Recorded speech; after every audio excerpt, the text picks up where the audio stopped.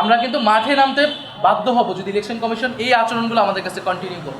Election কমিশনের সাথে আমাদের এক ধরনের টানাপোড়েন আমাদের আরও আগের থেকে, আমাদের মার্কা নিয়ে অনেক ধরনের টানাপোড়েন ছিল, কিন্তু সেটা ছিল আমাদের একটা দলীয় বিষয়। এই জন্য এটাতে কিন্তু আমরা খুব বেশি স্ট্রিক্ট পজিশনে যাইনি, শেষ পর্যন্ত আমরা মেনে নিয়েছি বা একটা সমঝোতায় এসেছি।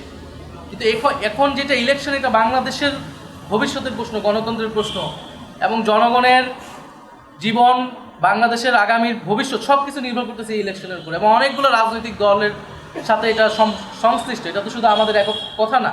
ফলে ইলেকশন কমিশন যদি সবার আস্থা অর্জন করতে না পারে, তাহলে তো আমরা কিভাবে ইলেকশন কমিশন থেকে আশা করবো? তবে আমরা আশা করতে চাই যে ইলেকশন কমিশন সুষ্ঠু নির্বাচন দিবে। কিন্তু গতকালকে যা ঘটছে, পুরো বাংলাদেশের মানুষ এটা দেখছে যে একটা ছাত্র সংগঠন সে গুন্ডা বাহিনীর মতো ইলেকশন কমিশনের সামনে যা বসে রয়েছে, তাদের সিনিয়র নেতৃবৃন্দ গিয়ে রায়ের আগে যে তাদের সাথে মিটিং করে তাদের পক্ষে রায় নিয়ে আসতেছে। তাহলে এটা কী বার্তা দিতেছে?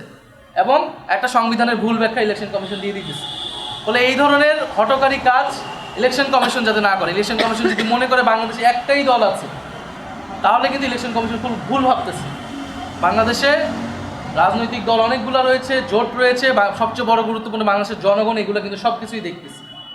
ফলে আমরা কিন্তু মাঠে নামতে বাধ্য হব যদি ইলেকশন কমিশন এই আচরণগুলো আমাদের কাছে কন্টিনিউ করে। জাতীয় নাগরিক পার্টি কিন্তু সবচেয়ে বেশি ইফোর্ট দিয়ে হ্যার পক্ষে প্রচারণা করতেছে। যখন এটার জন্য আমাদেরকে গণভোটে প্রচারণার জন্য শোকজ আসে, তাহলে সেই বিষয়টাকে সরকার আসলে কীভাবে, সরকারের সাথে তাহলে ইলেকশন কমিশন একটা প্রতিষ্ঠান, সরকারের সাথে কিন্তু একটা সাংঘর্ষিক অবস্থানে যাচ্ছে।